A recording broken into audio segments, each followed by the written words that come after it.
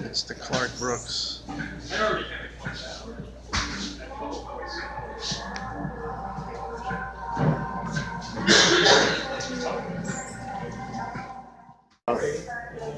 I'm here with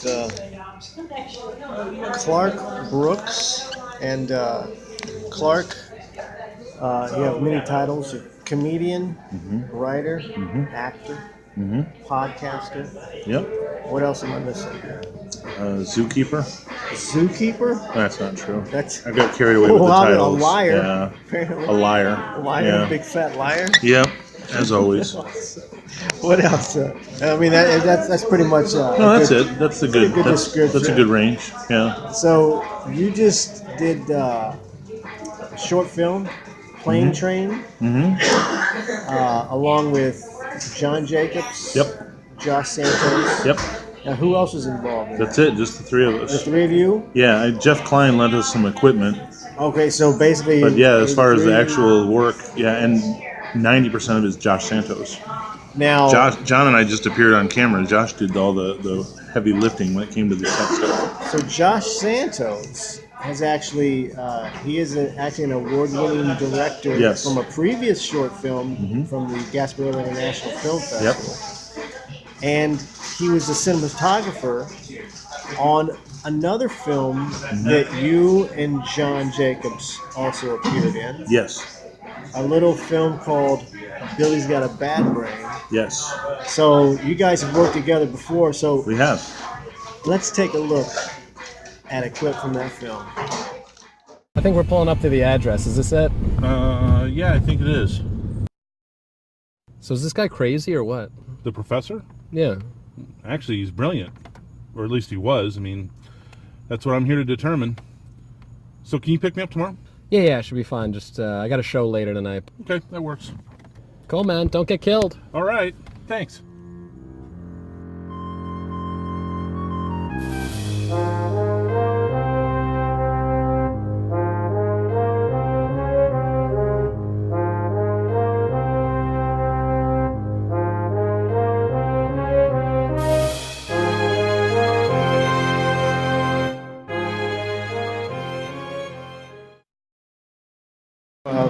So that's a look at some of their previous work. And if you go back a little further, they both make an appearance in my first little project I did, Pizza and Pineapples, the comedy documentary. Yeah, not together, but I mean, you guys were both same film there. though. We were both there. So so it's pretty funny. Yeah, I forgot about that. Now, I wanted to ask about Plane Train. What's it about, and how did this come to be? How did it come together? Well, I'll tell how it came together, and that'll explain what it is. Okay. John, Josh, David Wind, and I, and my date for the evening, Emily Nips, after the premiere of Billy's Got a Bad Brain. This guy's good. It's true. But we went to Lee's Grocery up in Tampa Heights and had pizza and beer. Well, Emily has her full-time job is PR at the airport. Cool, okay. And in addition, she also plays bass in an all-girl punk band out of St. Pete. So by way of introducing her to the boys, I said, well, Emily plays in this band, and her band played at the airport. Now, naturally, all us being comics, the first thing we think is, why can't we get stage time at the airport? Yeah, how do we get on this gig? Right, so we start badgering her for stage time. And then, of course, it takes a silly turn and says, why can't we do stage time on one of those little airport trams? Then they had the little 45-second trips between the hubs and the air sides. And she said, you know what? I work at the airport. I can totally make that happen. So it went from being a silly idea to, well, let's do it. And if we're going to do it, well, let's film it.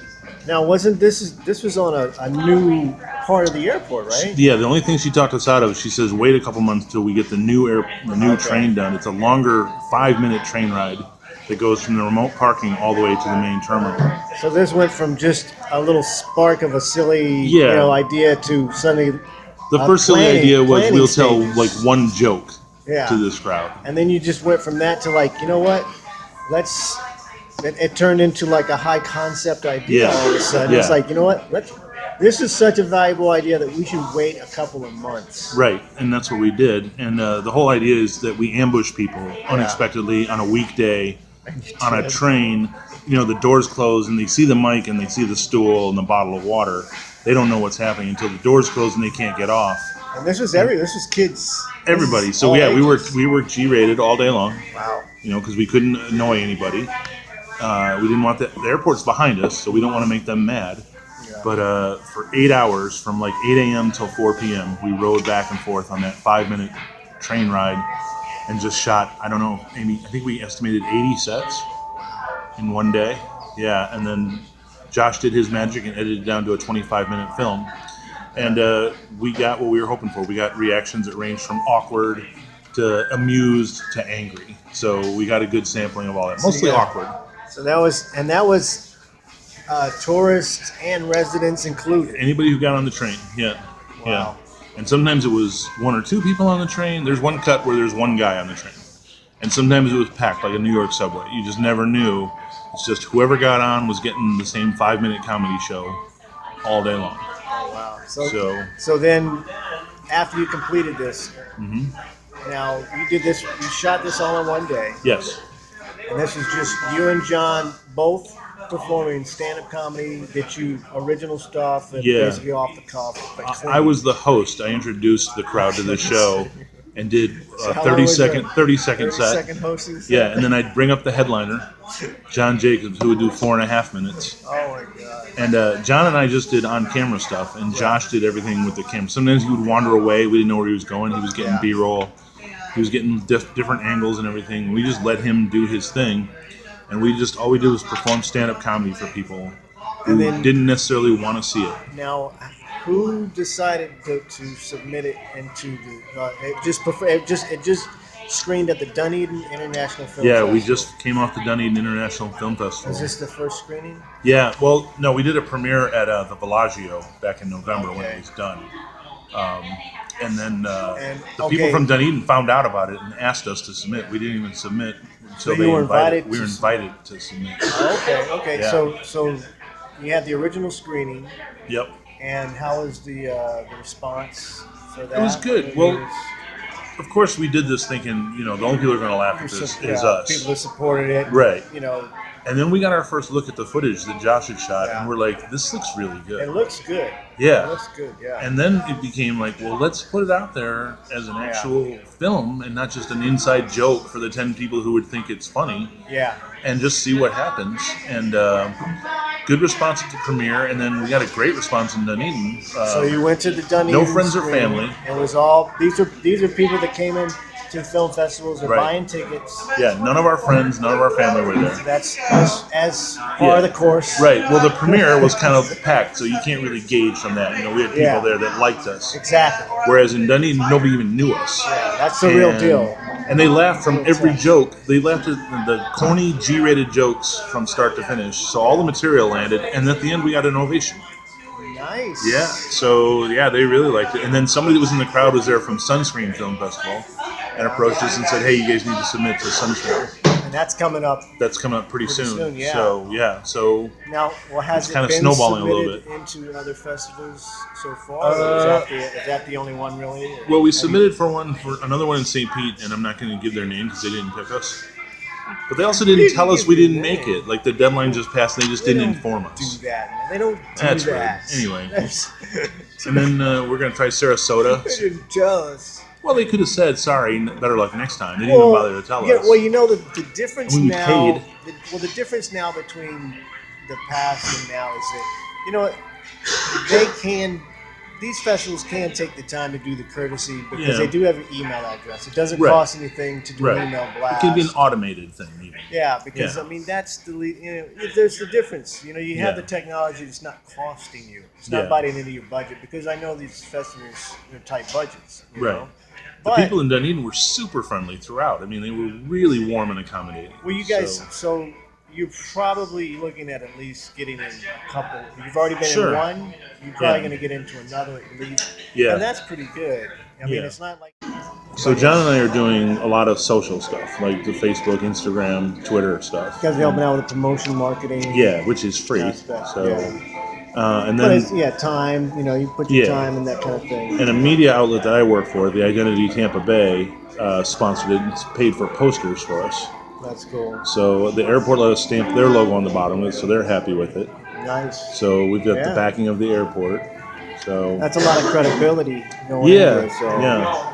Emily said her boss, it started getting press prior to the premiere. Nice. And Emily's boss's wife asked her boss, said, "Have you seen this? Do you know this thing is going on?" And he had to come to her, and she had to explain to him that it was cool and that it would be okay and that the airport would look good. And so there was a little bit of a, what's happening here? Yeah. Well, that happens because it's there's a lot of people to communicate to. Yeah. But we cooperated with her throughout. Like, she requested we just not annoy. We didn't delay any passengers from getting to where they were going. Yeah. And then we didn't offend them, and we were able to accomplish that. That's cool. There was one time when she had to tell us to stop because she said one of the dogs found something, and we're not running the train for a little while. Oh boy. Yeah. So that was exciting. Did John panic?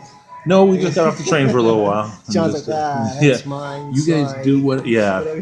Is it something that burns or something that explodes? Let me know which way we're going. Right. Well, let me ask you this: Mm-hmm. like now that you've seen yourself, like on the screen, like that, big. Mm-hmm. Did you like it? Yeah, I did. It was weird. It's kind of weird, right? Yeah, it was weird. But can you watch yourself though? Yeah, I can. You're not really bothered by it. Well, I'm not on there as much as John is, and John loves seeing himself. Oh, John loves. So yeah. Anytime he can see himself. It was jarring, but it wasn't like, I have to get up and leave. Yeah. Oh, I hate my face, but it's like I force my face to be out there just because it's where my mouth is, and you got to see my mouth say what I got to say. The times we've screened it, I'm more interested in watching the audience. Yeah. Because I know what's coming on the screen. Yeah. And I know what I look like on screen. I want to see what their reaction is. Yeah, so I do a lot of standing in the back, kind of like.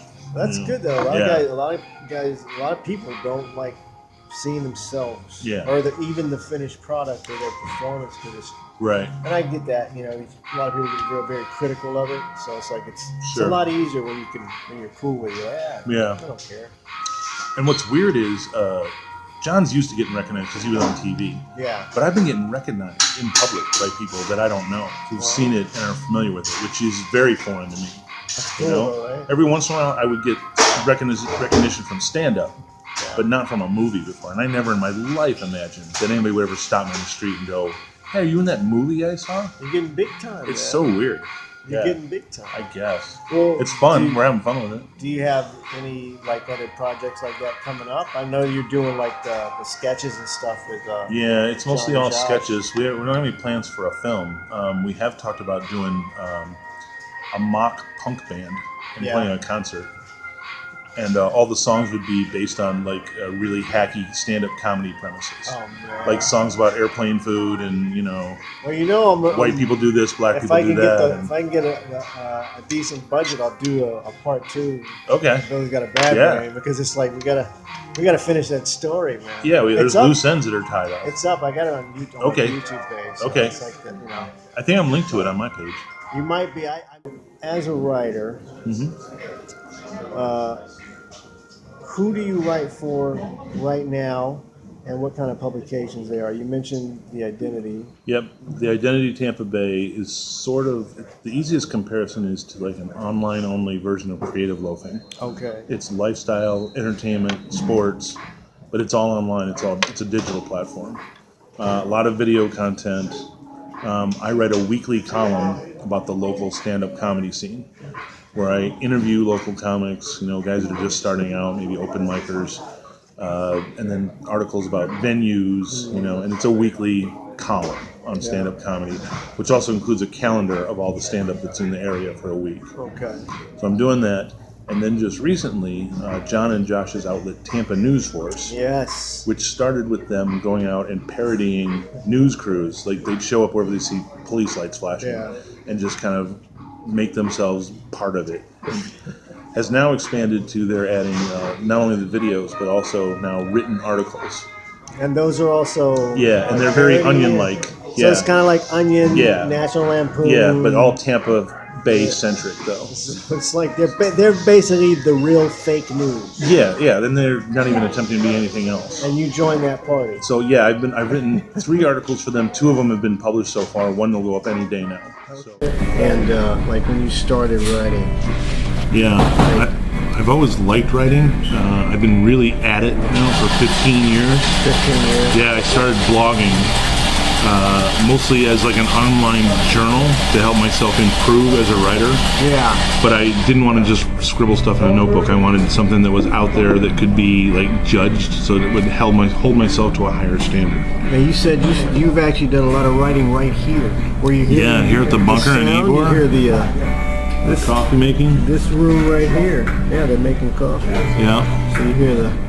Yeah, I was here a good 4 times a week probably, at like that table right over there with a laptop, just writing stuff. So, and I was working a really depressing job at the time. Oh yeah, like crushing me. What kind of job? It was a hotel desk clerk at this crappy hotel over by the Performing Arts Center. It used to be a Howard Johnson's. Wow, I think I've been. It's horrendous. And they might have used to put the comics up there actually. Maybe. Possibly from the Performing Arts Center. It's right next door.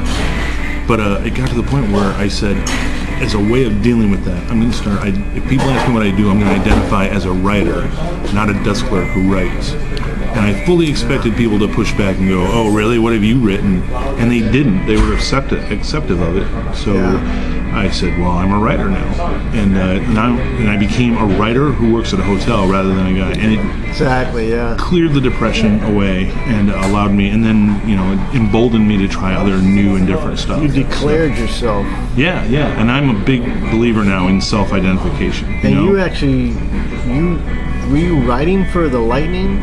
Yeah, I wrote for a website called Raw Charge that covers the Lightning. It's part of the Tampa Bay Lightning. Yeah, so I was doing sports writing. Did you like once that? I got going?